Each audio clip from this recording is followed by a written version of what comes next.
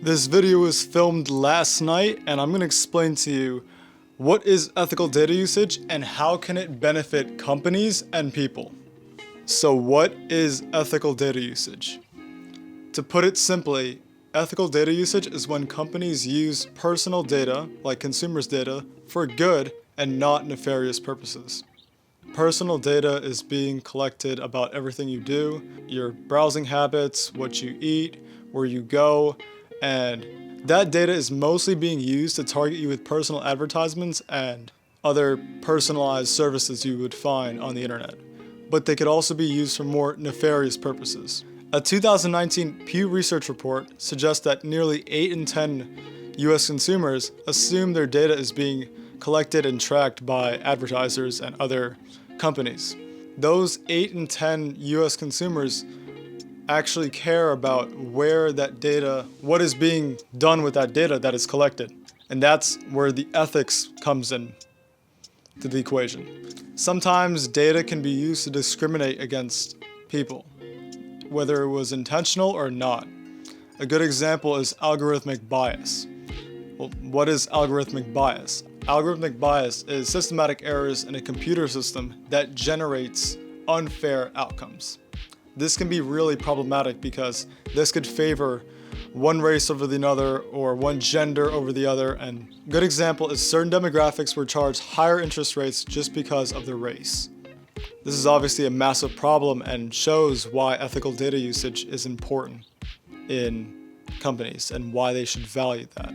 A lot of people say they don't care about privacy, which blows my mind because privacy and personal data can affect your future. Your personal information is being used to determine your future. What do I mean by that? Well, when you apply for a loan, license, a job, that personal data that is floating around is used to see, are you the right fit? A great example that I found out recently was my dad's car is a Toyota, right? And there's a tracking device on the top. And this little tracking device records how hard I turn, steer, and press the gas, and all that crazy stuff. And depending on how good I drive or how bad I drive, they set up a driver's score. And that driver's score determines my insurance rate. This is a massive problem because your driving habits directly determine your insurance rate.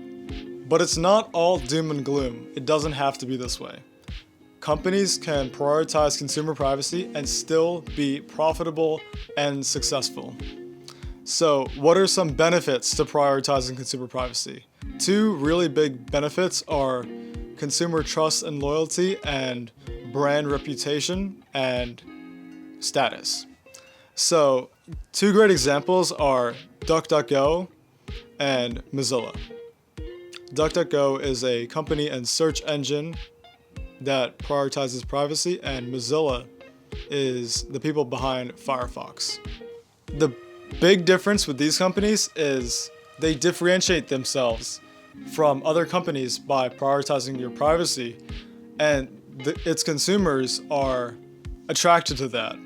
Now that privacy is desired by consumers, we see big tech corporations tapping into the privacy market like Apple, which is trying to appear as private and market itself as that, even though it may not be.